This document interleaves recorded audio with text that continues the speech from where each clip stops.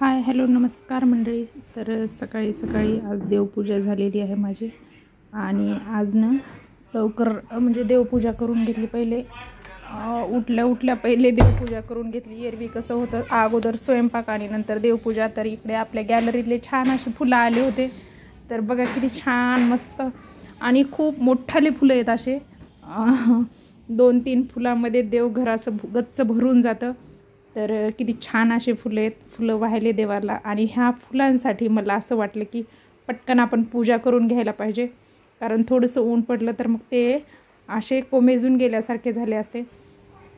तर आपल्या खालच्या जास्वंदाचे फुलं आहेत, हे लाल छोटे जे दिसत आहेत ते, आणि वर गॅलरीमध्ये जे लावलं होतं त्यांचे मोठाले आहेत. तर मग मी इकडे स्वयंपाक केला. इकडे ना मी पानं लावले होते, आपले चमकुऱ्याचे पानं लावले होते. तर माझा हा तवानं खूप यूजफुल आहे. याच्यावर काही चिटकत पण नाही आणि खराब पण होत नाही. घासला की स्वच्छ निघून जातो पटकन. त्यामुळं मी ह्या तव्यावर प्रत्येक गोष्ट ह्याच तव्यावर करते. तर आहेत तसे माझ्याकडं 4 प्रकारचे तवे आहेत वेगवेगळे, पण मी हाच तवा खूप जास्त यूज करते. आणि इकडे दूध गरम करायला ठेवलं होतं, ते पण झालं. पनीर करायचं होतं नाश्त्याला त्यांना, तर थोडंसं फ्राय केलं तुपामध्ये. आणि हे पानं बघा पलटून टाकल्यानंतर खूप छान असे झालेले आहेत. खरबूज भाजले गेले होते.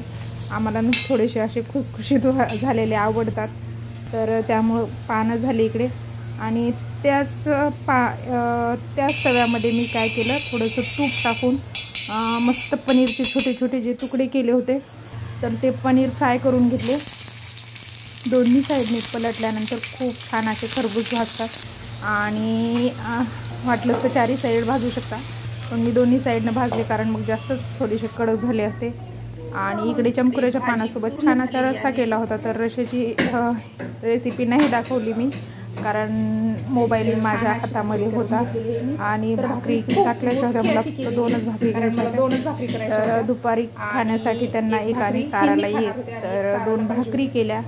आणि त्यानंतर मग मला दुपारी परत पोळ्या कराव्या लागल्या असत्या, कारण मुली हे सर्व खात नाहीत. पण असो पनीर वगैरे खाल्लं, त्यामुळे शॉर्ट ब्रेकला मॅगी केली होती. तर अशा प्रकारे मग माझ्या भाकरी पण झाल्या. त्यात एका तव्यावर 3 कामं झाले. आणि भात पण लावला होता मी साईडला कुकरवर. तर तो भात तुम्हाला दिसत नाही आहे, मी घेतला नाही कारण. आणि भाकरी झाल्यानंतर मग मी इकडं विचार करत होते, भाकरी फुगली पण एका साईडनं लवकर भाजल्या जात नव्हती. ते बघा खाली तव्याला चिटकल्यासारखं वाटलं, एका साईडनं व्यवस्थित भाजल्या जात नव्हती. तर मी खालून वाकून बघितलं गॅस विजला की काय, पण गॅस चालूच होता आणि मोठी झाल्यामुळं भाजली नाही. तर चला बाय.